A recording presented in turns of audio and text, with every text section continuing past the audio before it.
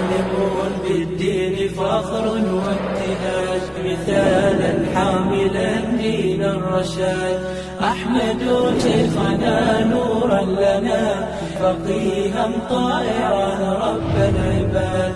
أحمد شيخنا نورا لنا فقيها طائعا رب العباد. أسست فينا خير أخلاق الرسول غرست فينا حبه فوق الفؤاد. يا صاحب القرآن والنهج القويم يسوع بك الإسلام فخرا وعلا. The next question is, what's the ruling on one who willfully enlists in a Kāfir military hostile to Muslims like the US military? The answer to that is بشر المنافقين بأن لهم عذابا أليما الذين يتخذون الكافرين أولياء من دون المؤمنين. Give the hypocrites the tiding of a painful torment that's awaiting them. Who are they? They're the ones who take the disbelievers as protectors, friends, and helpers over awliya, over the believers, and against the believers. Willfully volunteering to join militaries like the UK or the US is clear ridda. Ridda means it's kufr, means apostasy. It's volunteering to enlist in a military that's a Kāfir military. And that's all that needs to be said. I don't really need to say a word beyond that. A Kāfir military hostile to Muslims. Take a recent example. The women we spoke about in prisons and in camps, living with no rights, under torturous conditions. Who's really behind it? Who actually caused it? A military that's starting wars with Muslims every other day. Not just Muslims. But who wants the blood of someone he has no right to kill when he meets Allah subhanahu wa ta'ala, even if he's not Muslim? Their wars are not our wars. They massacred their brothers in faith. In the past and the present, Nagasaki and Hiroshima, 250,000 massacred in days with the consent of the UK. That's on their brothers in faith, so imagine what they do to the Muslims. Those who are emotional to the Palestinian cause and don't take that matter or this matter from an aqeedah perspective. They take it from an emotional perspective. Whose continued, ongoing, non-stop support is the backbone of the Zionist occupiers in Palestine who are killing your brothers and sisters and children. It would be quite embarrassing if I had to detail the crimes of their military on the innocent Muslims globally. It would be an endless series. Their militaries are the most powerful, colonizing, conceited, arrogant, defiant terrorist organizations on the face of the earth today and possibly of all times. Their wrath is focused on Islam and Muslims, and it knows no bounds. If any Muslim merely thinks or considers enlisting, if that thought comes to their mind, to enlist in their ranks, they need to detoxify their beliefs and their hearts and minds with tawheed. Let me repeat it clearly for generations to come, inshallah. Those who willfully volunteer and enlist in such organizations fall into ridda. They're murtaddeen, meaning they're apostates. Apostates means they exited the folds of Islam.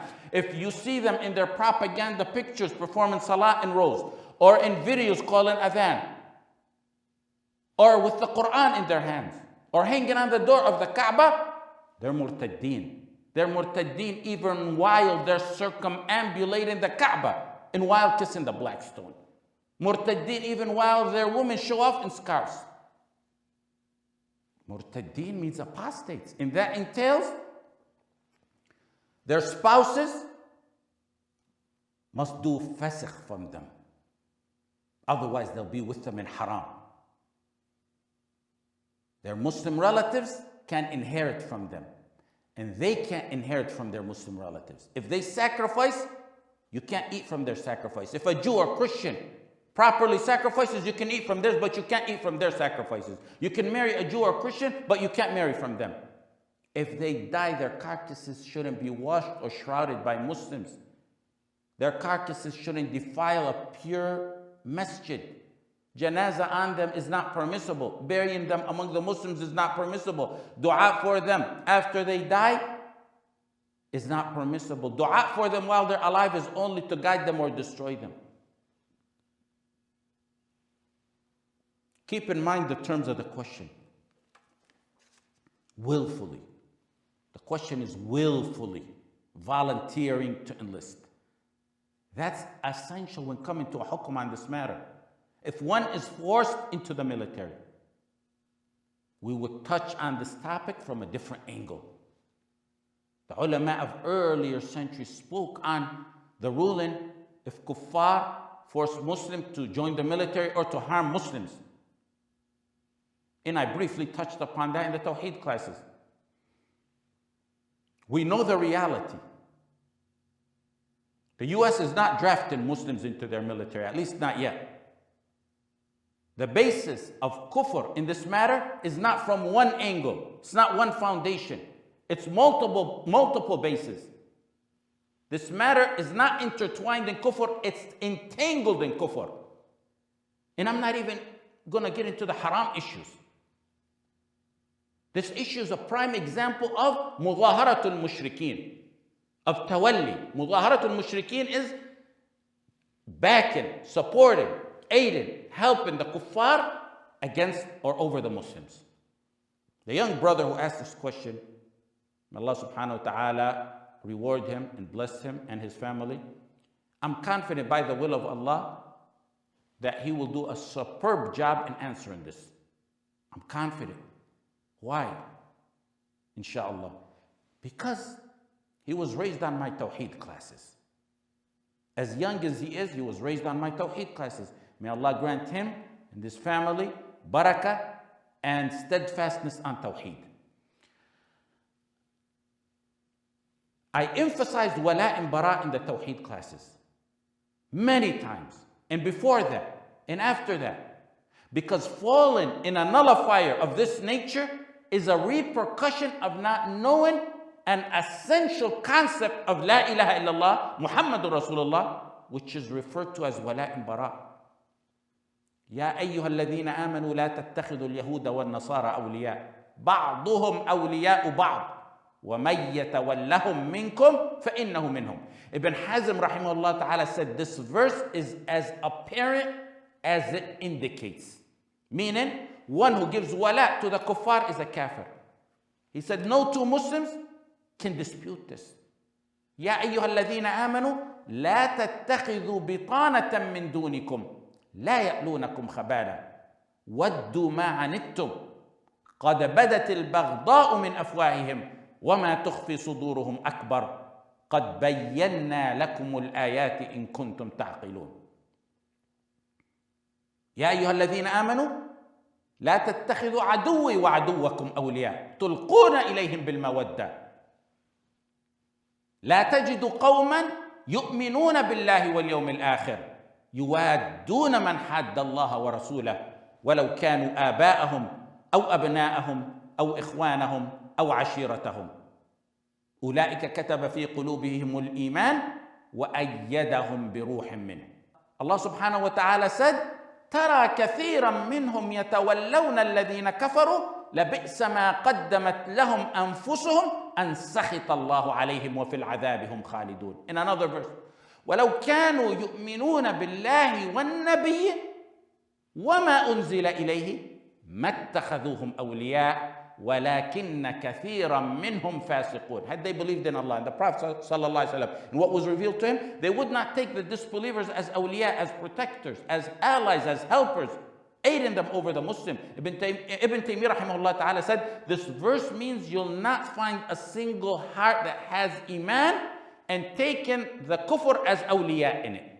It's got to be one or the other. Either iman in the heart or taking the kuffar as awliya in it. And we can mention tens upon tens, if not hundreds of proof on this matter. I mean, willfully volunteering and joining the military of the US and the UK. If that's not among the peak of mudahara of the mushrikeen, then what is? That's absolutely all that needs to be said about this matter. We should stop right here, and that's it. Let me take it a little bit further. The mudahara of the kuffar in this matter entails many other issues in reality. It's not only participating in an organization that harms Islam and massacres Muslims. As mighty as that is, there's other mighty matters intertwined with it. Killing the youngest of our infants, or the worst sinning Muslim, is mightier than destroying the Kaaba. An infant, or the worst Muslim who falls under the term Islam. Imagine the reaction of Muslims if the US or the UK military was to mobilize in order to destroy the Kaaba. They've done what's worse than that thousands upon thousands of times. And what I'm getting at is the massacres, as mighty as they are, they're only a stepping stone to other mighty matters attached to them, like colonizing, stabilizing kufr in our countries, invading and influencing the rules and laws that people go by. It's colonizing, it's protecting, it's upholding, it's defending, stabilizing, spreading man-made kufr constitutions. Participating with them is participating in making kufr supreme, like ruling by democracy or handing the lands over to Rafida to rule by shirk and destroy the Muslims. And Allah subhanahu wa ta'ala said, وَقَاتِلُوهُمْ حَتَّى لَا تَكُونَ فِتْنَةً وَيَكُونَ الدِّينُ كُلُّهُ لِلَّهِ. كُلُّهُ لِلَّهِ. And fight until there's no fitna. Fitna is shirk. Until there's no shirk. وَيَكُونَ الدِّينُ كُلُّهُ لِلَّهِ. It means fight until the religion is for Allah alone, completely, totally, fully to Allah. What's the ruling on one who fights to establish the exact opposite of what Allah subhanahu wa ta'ala ordered? Allah said to fight until there's no fitna, and this person contributes to the massacres of the Muslims to establish fitna and kufr on this earth. Someone who does that, does he truly love and have wala to Allah and His Messenger and the believers? Does he have wala to them? Has he established wala to Allah and Islam? In Sahih Muslim, وَمَنْ قَاتَلَ تَحْتَ رَايَةٍ عُمِّيَّةٍ or عِمِّيَّةٍ, عُمِّيَّة or عِمِّيَّة is both linguistically proper. يَغْضَبُ لِعَصَبَةٍ. يَغْضَبُ لعصبة أو يدعو إلى عصبة أو ينصر عصبة فقتل فقتلة جاهلية. فقتل فقتلة جاهلية. راية عمية. Raya means a banner. Whoever fights under a banner. عمية comes from blindness. Whoever fights for a blind banner.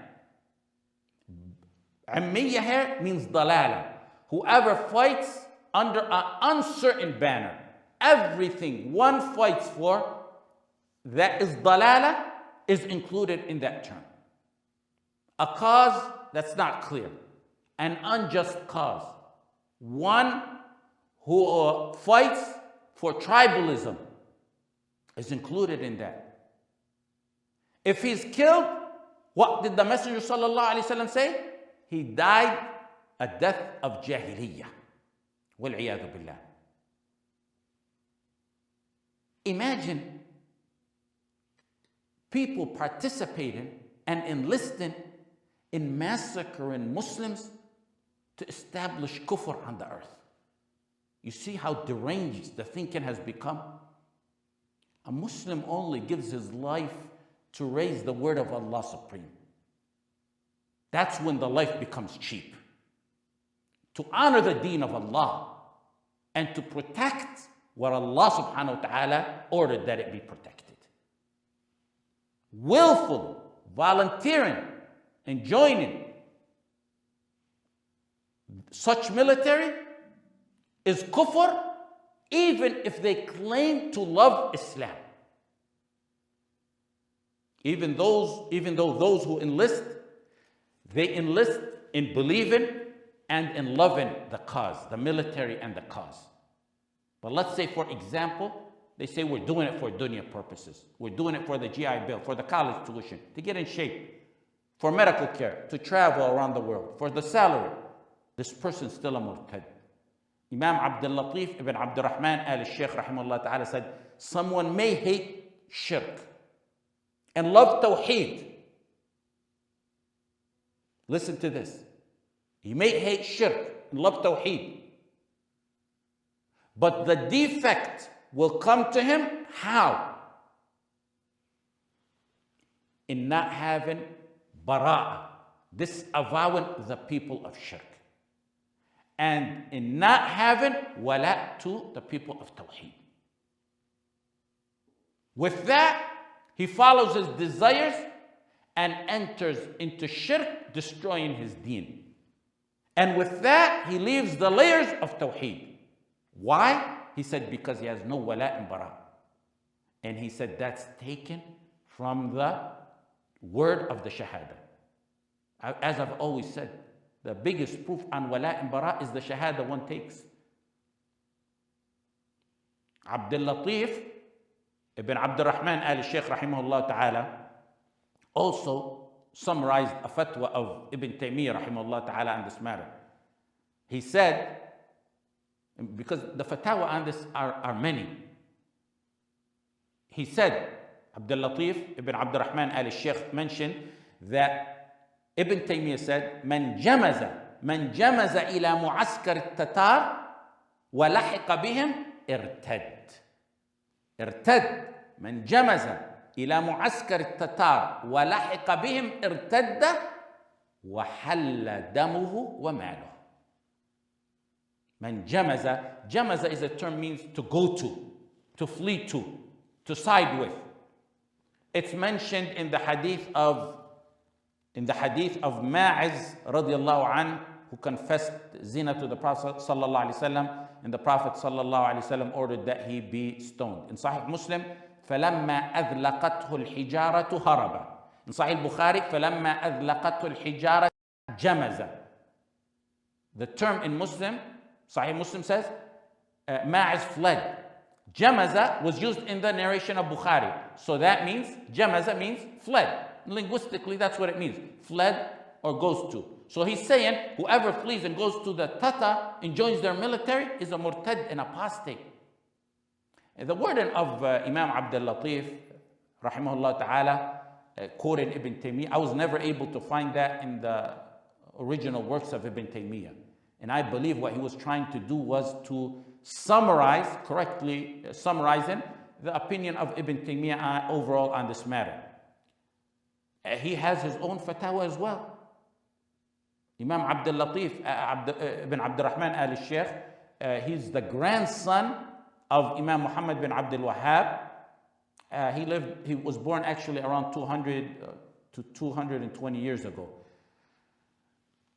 He said, Abdul Latif al-Shaykh said, if one willingly, by choice, goes to fight with the kuffar against the Muslims and aids them with himself or his wealth, then there's no doubt that he's a kafir. Ibn Baz in his fatwa said, the Muslim scholars have an ijma', consensus.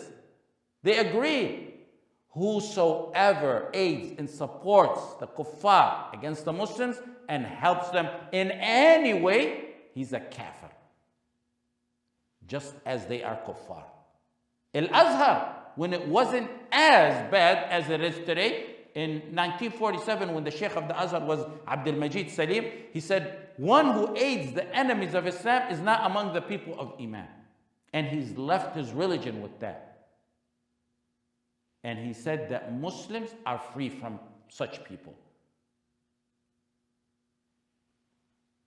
Imam Ahmad was asked about women during the time of Babak al-Khurrami. Babak al-Khurrami was a man who fought the Abbasi Khilafah. In al-Jami' لعلوم الإمام أحمد and al-Furu' and Sunnah lil-Khallal, they said Imam Ahmad was asked about the woman kidnapped by this individual. Babak al-Khurrami, he was a Majusi. He fought the Abbasi Khilafah for nearly 20 years and he gained massive amounts of followers. And he killed and enslaved a lot of Muslims until he was finally defeated and killed by Al-Mu'tasim. He enslaved Muslim women during his time. The question to Imam Ahmad was about the children of the women who were raped and taken by him. What's the ruling about the children? He said they follow their mother. The children follow their mother. They're Muslim like their mother. Because Al-Khurrami's attacks on the Abbasi Khilafah lasted nearly 20 years, those children grew up among his people and probably grew up to fight the Muslims. You know that from the question, because Imam Ahmad was asked a follow-up question. He said, what if that son joins the military of Al-Khurrami and fights us and fights the Muslims? Imam Ahmad said, he's a murtad, he's an apostate, he's an infidel. Ibn Hazm in Al-Muhalla was talking about the categories of people who live among the kuffar and the rulings pertaining to each of them. And he even mentioned the story of Zuhri. Zuhri vowed and planned during the time of Hisham ibn Abd al-Malik that he will leave to the land of the Romans because the successor of Hisham, who was Al-Walid ibn Yazid, he had vowed if he gains power and he's able to, he's going to kill Az-Zuhri. Az-Zuhri said, I'm going to go to the lands of the Romans. Ibn Hazm said, when he was talking about the categories of those who live among the kuffar, he said, something like that would be excused. That applies to some, not many, who live in the lands of the kuffar today. And the reason I mention that is to show the context the ulama were speaking in. They were speaking on the ruling pertaining to those who live in the lands of the kuffar. What am I trying to get at? That's a response to those who do qiyas. Qiyas of the mas'ala, of the issue of enlisting in the military, on the mas'ala of living among the kuffar. That's quite a deceptive qiyas, not just an invalid one. Ibn Hazm, the same one who excused people like Az-Zuhri, said about the military, فَإِنْ كَانَ هُنَاكَ مُحَارِبًا لِلْمُسْلِمِينَ مُعِينًا لِلْكُفَّارِ بِخِدْمَةٍ أَوْ كِتَابَةٍ فَهُوَ كَافِرٌ. Whoever lives among the kuffar and fights the Muslims and aids them in any service, even if it's merely writing for them, which is to support them against the Muslim, then he's a kafir. He also said, whoever lives among the kuffar and by choice fights the Muslims, he is a full and complete murtad with the complete full rules of a murtad applicable to him. من لحق بدار الكفر والحرب مختارا محاربا لمن يليه من المسلمين فهو بهذا الفعل مرتد له أحكام المرتد كلها. مظاهرة and what it entails is just one of the bases of their ridda. Take another ground for their ridda. Every person who joins the military must swear in by repeating the military oath of enlistment. They solemnly swear and affirm to support and defend the Constitution of the United States against all its enemies. Against all its enemies. To join the military you have to solemnly swear and affirm that you will bear true faith and allegiance to the Constitution of the United States against all its enemies. Bear true faith and allegiance to the Constitution of the United States. Bear true faith and allegiance against all the enemies of the United States. You can go ask the children of Afghanistan and Syria and in Yemen, who are the enemies of the United States, and Palestine as well. And elsewhere. They have to solemnly swear to abide by the orders of the President of the United States and the orders of the officers over them, and according to the rules and regulations of the Uniform Code of the Military Justice. The UK and other nations have similar oaths. Now give me a complete, full sentence in that oath that's not kufr. And if you don't think it's kufr, you better spring to the Tawheed classes. I will fully admit a person who gave that oath has fulfilled the concept of wala and bara fully and completely. Wala and bara to the United States. Wala and bara to its constitution, to its leaders, to their military superiors, to their codes, not to Allah and His Messenger and the believers. Whoever willingly gave that oath has entered the gates of kufr and riddah. Muslims affirm to support the Quran and Sunnah against its enemies. They bear true faith and allegiance to La ilaha illallah Muhammad Rasulullah, to the Quran, to the Sunnah, and to the teachings of the Messenger sallallahu alaihi wasallam, and to be loyal to Allah and to the Messenger and to the believers. The person enlisting goes willingly, full choice of his, to give an oath in statements of kufr. They give their allegiance of kufr to accept and abide and agree to man-made laws. أَفَحُكْمَ الْجَاهِلِيَّةِ يَبْغُونَ. No duress, no torture, no force. They're not even pressured into this oath. Freely, willingly, walking into the gates of kufr to utter kufr. What Islam is left for one willingly, freely volunteers to accept tahakum to the kuffar, tawaghit, rules and regulations, whether it's the Uniform Code of the Military Justice or the Constitution, or to abide by what the President says and to give allegiance to them. That takes me to another issue. The murtaddeen who join these institutions join it because they love it. You don't willingly volunteer and offer and risk your life to something you don't love. There's no military that can function without its soldiers giving them their full love and wala. Rules are not based on a few exceptions. They proudly display their love and wala decades after leaving it, on their license plates, on their stickers, on their cars, on their flags, on their houses. The parades celebrating their service. They're bolstering and bragging about it. The Messenger sallallahu alaihi wasallam said, "Al-mar'u yuhsharu ma'a man ahab." Allah subhanahu wa ta'ala said, "Uhshuru alladhina zalamu wa azwajahum." On the judgment day, people will be in groups, assembled together. Assemble those who did wrong with their companions. Umar radiallahu anh said, the people of riba will be together. Yawm al-Qiyamah. The people of zina will be together. The people of alcohol will be assembled together.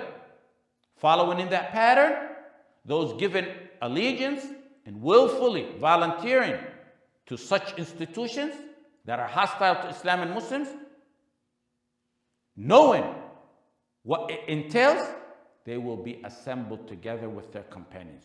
Who would want to be assembled with mass murderers who fight Islam and Muslim?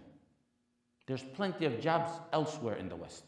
A trash collector, a garbage man, a trash collector, or a gas jockey is by far a more noble job than a 7-star general in such militaries. A coal miner, a bathroom attendant, preserving his tawheed is more of a noble job than a major general in that institution. They join the military because they love it. They love their fellow Kāfir soldiers who are fighting Muslims. They risk their lives for it. They love the man-made constitution they're fighting for. And they love to live under its darkness and under the darkness of democracy. So they're willing to put their lives at stake for it and to protect it. Al-mar'u ma'a man ahab, Sahih Bukhari and Muslim. In another narration, Anta ma'a man ahbabt. A man is with whom he loves, or you'll be with whom you love. I have a student who Allah subhanahu wa ta'ala guided. Alhamdulillah. He told me once, they instill so much love for those institutions when you're in them. He said, I'll give you one example. He said, when we finished basic training, they played the official song. He was in the Navy, so I think it was The Anchors Away, as he said, if I'm not mistaken. He said, we used to fall down to our knees in tears due to the enormous love and dedication and loyalty that was instilled in us. He said, even years and years after that, I would cry in love for that military unit when I would hear that song. I read a murtad online responding to Trump's statements about Muslims in the West. He said, it doesn't really matter what faith you are. We're all Marines first. Words of clear kufr. We say Tawheed is first. They say Marines are first. هل يستويان مثلا أفلا تذكرون? Any military of any country cannot exist without the soldiers giving them the summit peak of their wala. Without that, one would not be willing to give his life for them. When I graduated from high school here, I immediately went to Medina to study. Some of the Rafida classmates with me joined the military. A year and a half after that, the first Gulf War broke out. Years after that, I ran into one of my junior high and high school classmates, and he told me he was in the Air Force. I said, were you deployed to Al Jazeera where the planes took off to kill Muslims? And he said, yeah, he did. I said, how did you have the heart to actually drop bombs like that? We walk around ant colonies in our yards to avoid stepping on ants, and you drop bombs on innocent children and Muslims who say La ilaha illallah. They had brainwashed him beyond what one can imagine. By Allah, he said, I actually enjoyed and loved it. The other issues, I mentioned Ibn Hazm's statement in his ruling, in his fatwa on joining the military. I mentioned the context of the statement. He mentioned the ruling on joining the military of the kuffar while talking about the ruling of those living among the kuffar. And likewise, when Imam Ahmad was asked about women forcibly taken by the kuffar who were raped, he said, the child follows the mother in her Islam. He's Muslim like the mother. He said, but if that child grows up and joins the military, he's a kafir. I reiterate the context they were mentioned in to highlight a point. Some take the ruling, as I said, of a mas'ala and apply it to another mas'ala, do an invalid qiyas or deceptive qiyas. Some do qiyas of joining the military on the issue of living among the kuffar. And there's other things they do qiyas on. Issue in fatwas is not a fruit cocktail or mixing salad. Issue in fatwas is not reclining back with ignorance speaking about matters like this. Randomly choosing any mas'ala that has a hukum and then comparing another to it without any scholarly explanation for the first or the latter. You're living among the kuffar, so, joining them is very similar. Or other matters. Living among the kuffar has its rules, regulations, and conditions. Ibn Hazm, as I said, mentioned it. Al-Mughni, Ibn Qudama mentioned it in Al-Mughni. Al-Qurtubi talked about it. Al-Alusi, Ibn Kathir. It's been spoken about. And there's verses and ahadith on it. I've spoken about it many times. It has its conditions and rulings. Other matters, one is forced to do while he's under duress, has its own rulings. And they have their limitations and conditions. This matter itself, if one word was different in this mas'ala, the entire answer would be touched upon from a different angle, as I stated. You don't even do qiyas or use your intellect to compare one drafted with one volunteering, let alone the issue of living among the kuffar. Doing qiyas of willfully joining the military based on the mas'ala of living in the lands of the kuffar is an ideal example of qiyas ma'al fariq, invalid qiyas, but in this matter it's actually deceptive qiyas. In fact, it's the qiyas of the shaitan. The first one to do invalid qiyas in opposition to the direct orders of Allah was the shaitan. And his destiny because of that was فَاهْبِطْ مِنْهَا فَمَا يَكُونُ لَكَ أَن تَتَكَبَّرَ فِيهَا أَأَسْجُدُ لِمَنْ خَلَقْتَ طِينًا. Shall I prostrate to someone you created from clay? His qiyas was, I'm from fire. He's from clay. So that makes me better than Adam and I don't have to make sujood. أَنَا خَيْرٌ مِّنْهُ خَلَقْتَنِي مِنْ نَارٍ وَخَلَقْتَهُ مِنْ طِينٍ. He exempted himself from the broad order to prostrate by qiyas.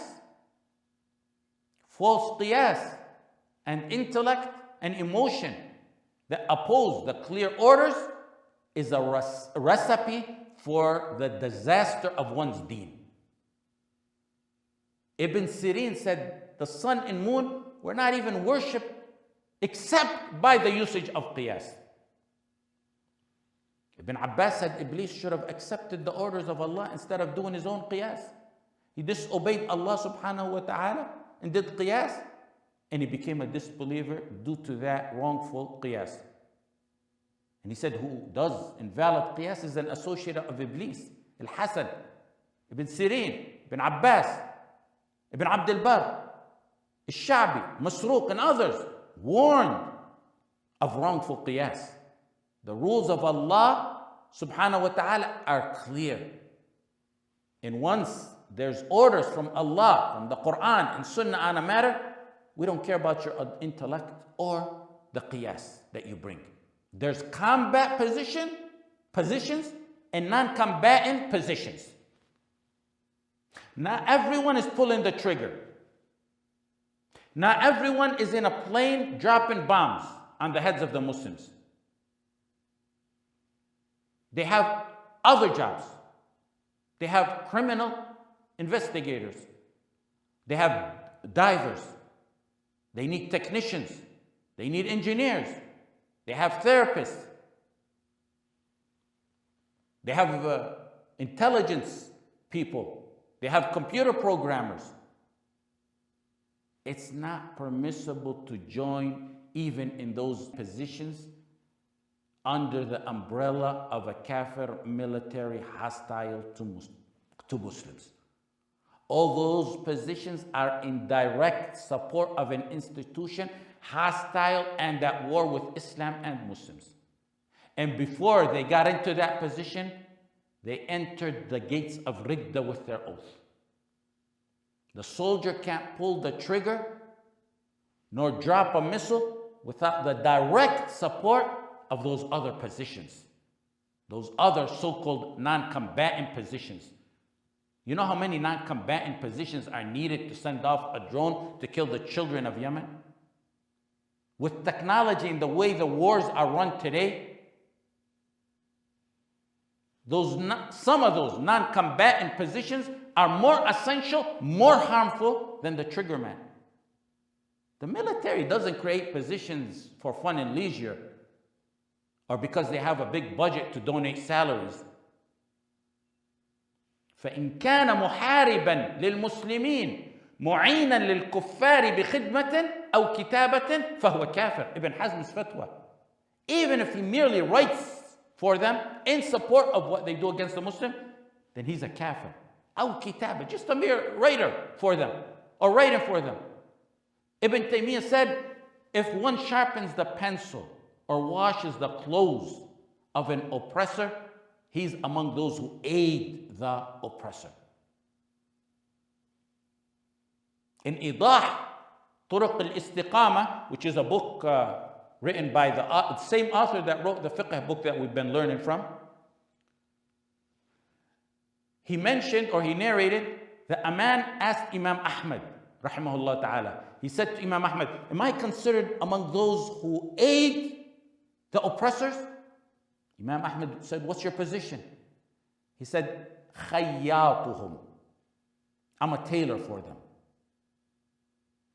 He said, you're not assisting the oppressor. You're the oppressor. You're the direct oppressor. You're the oppressor himself. Other ulama mentioned the same identical question, the same answer, but attributed the story to Sufyan al-Thawri or Ibn al-Mubarak.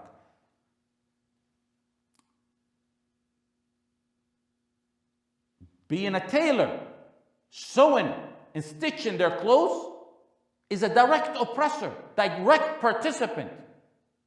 They said the level under that who aids them is the level under that. Who is he? The one who sells them the strings and the needles.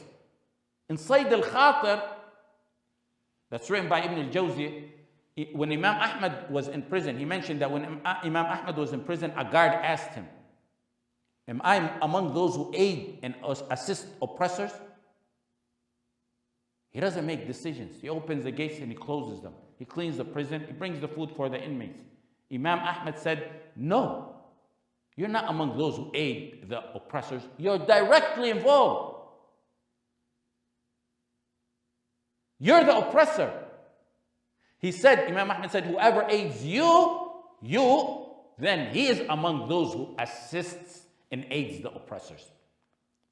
Al-Asbahani mentioned that and he said, Imam Ahmad said to the guard, the ones who aid and assist the oppressors is the one, he's the guard. He said, the one who cuts your hair and washes your clothes and cooks your meal and buys and trades and deals with you.